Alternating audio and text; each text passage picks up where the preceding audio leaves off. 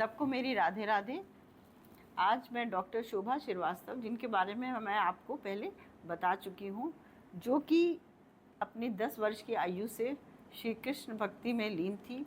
उन्होंने श्री कृष्ण भक्ति अपने पिताजी के साथ रामकृष्ण मिशन जा के अपने भाव में और अपनी अंतरात्मा में उतार ली। वो केवल 12 साल की थी जब उन्होंने भागवत गीता के 7 अध्याय कंठित कर लिए थे। जब उनकी आयु 75 इयर्स की हुई, उसके बाद उन्होंने जो भी उनका गीता का ज्ञान था उसको उन्होंने लिखना शुरू किया और 82 इयर्स में उन्होंने ये बुक पब्लिश करी है, जिनके कुछ पहला अध्याय मैं आपको, जो उसमें उनके भाव हैं, मैं सुना रही हूँ। भाव उनके हैं, आवाज़ मेरी है। अगर मुझसे बोलने में कुछ थोड़ी गलती या भूल चूक हो जाए तो मुझे माफ़ करिएगा। उनके शोभा श्रीवास्तव के हिसाब से प्रभु की, श्री कृष्ण हरि की भक्ति में असीम शांति है और दिव्य ऊर्जा मिलती है। भागवत गीता जो भी सुनता और पढ़ता है वो कष्ट से मुक्त हो जाता है। अब मैं उनका प्रकथन जो प्रेसी है उसे पढ़ती हूँ और उसी में पहला अध्याय का जो संदेश देना चाहती हूँ वो मैं आपके सामने साझा कर रही हूँ। गीता पढ़ने के पूर्व गीता के हर अध्याय का संक्षेप में वर्णन करना आवश्यक है। भगवान कृष्ण ने भक्तों को क्या संदेश दिया, क्या दिशा दी, कैसे जीवन में दिव्यता आए, इसका विश्लेषण आवश्यक है। वास्तव में गीता का गूढ़ रहस्य समान बुद्धि से परे है। समझ में नहीं आता कि गीता कृष्ण ने क्यों कही। क्या कुरुक्षेत्र का मैदान, जहाँ महाभारत का भीषण युद्ध हो रहा था, वही सबसे उपयुक्त स्थान था? शायद यही सबसे ठीक समय था, क्योंकि यदि महाभारत का युद्ध ना हुआ होता तो कृष्ण ने गीता का उपदेश भी ना दिया होता। अर्जुन कुरुक्षेत्र के मैदान में खड़ा था, जहाँ भीषण युद्ध की घोषणा शंखनाद से की जा रही थी। अर्जुन व दुर्योधन की सेना आमने सामने खड़ी थी। अर्जुन भी रथ लिए खड़ा था। सारथी के रूप में श्री कृष्ण रथ पे खड़े थे।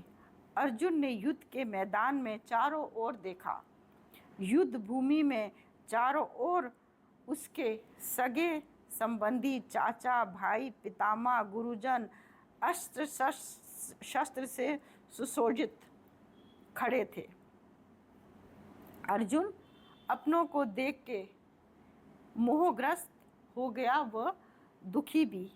जिन पितामह की गोद में वह पला था और बड़ा हुआ था, जिन गुरुजनों की शिक्षा से वो धनुर्धारी अर्जुन बना था, उनके ऊपर वो बाणों का प्रहार कैसे करेगा? अर्जुन श्री कृष्ण से बोले, मैं युद्ध नहीं करूँगा। हे केशव, मैं युद्ध नहीं करूँगा। ऐसे कह के अर्जुन ने धनुष बाण नीचे गिरा दिया। वास्तव में अर्जुन को मोह हुआ। वह अपना स्वधर्म छोड़कर भागने लगा। एक क्षत्रिय का धर्म है वह अपना व अन्य लोगों की रक्षा करे। दुर्योधन ने ललकारा था कि वह पांडवों को 5 गांव भी रहने को नहीं देगा। वह 1 इंच भूमि भी अगर लेनी है तो युद्ध भूमि में सामना करना होगा।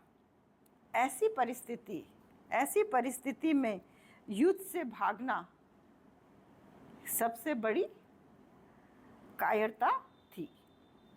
इसलिए कृष्ण ने अर्जुन से विषाद को प्रसाद में बदलने का प्रयास किया।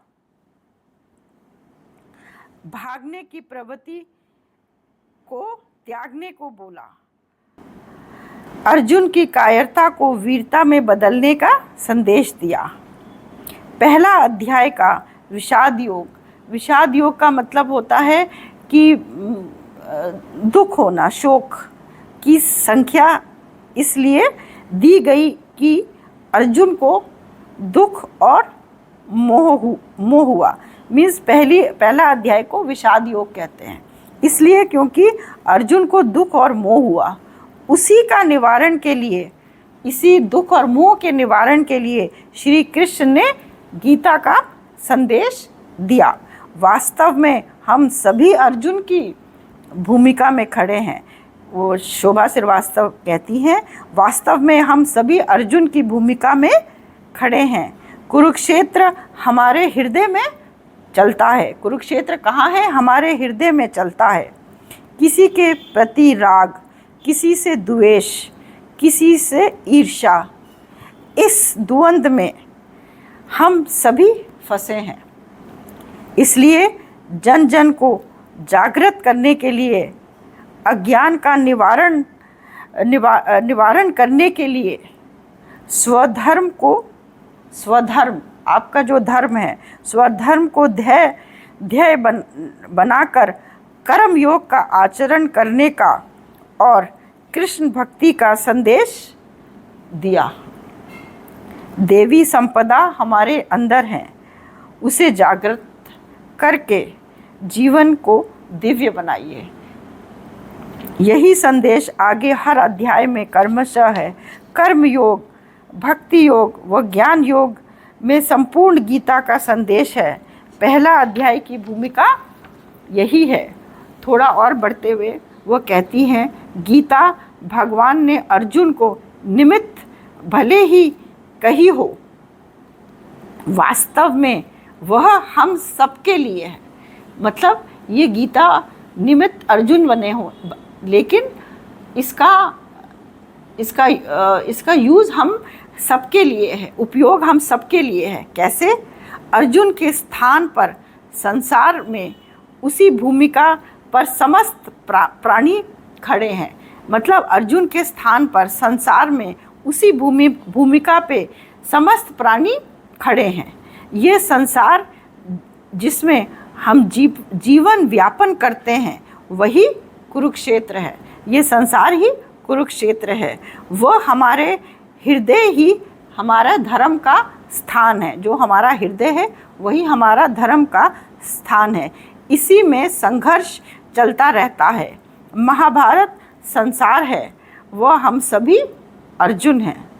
जीवन के संघर्ष व चुनौतियों से जूझ रहे हैं। जिन पर भगवान की कृपा नहीं है वो तो, जिन पे वो कहती है जिन पे भगवान की कृपा नहीं है वो तो इस संसार में क्या कर रहे हैं? मौज ले रहे हैं। वो इस संसार में जिन पर भगवान की कृपा नहीं है वो बड़े आश्चर्य की बात कह रही हैं कि इस संसार में वो मौज ले रहे हैं।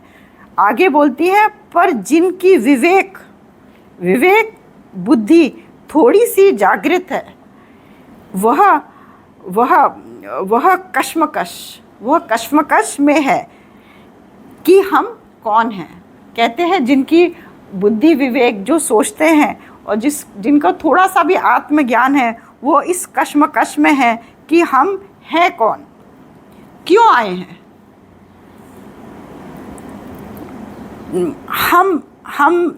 हमारा लक्ष्य स्थान कहाँ है? हमारा लक्ष्य स्थान कहाँ है?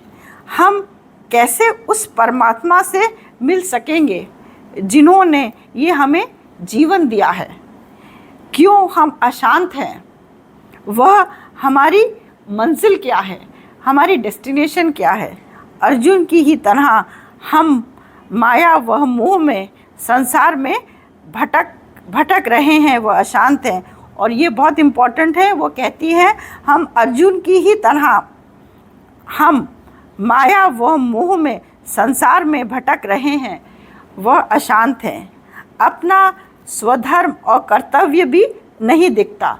ये आज के कलयुग में बहुत इम्पोर्टेंट है कि हमें अपना स्वधर्म और कर्तव्य भी नहीं दिखता। ऐसे ही समय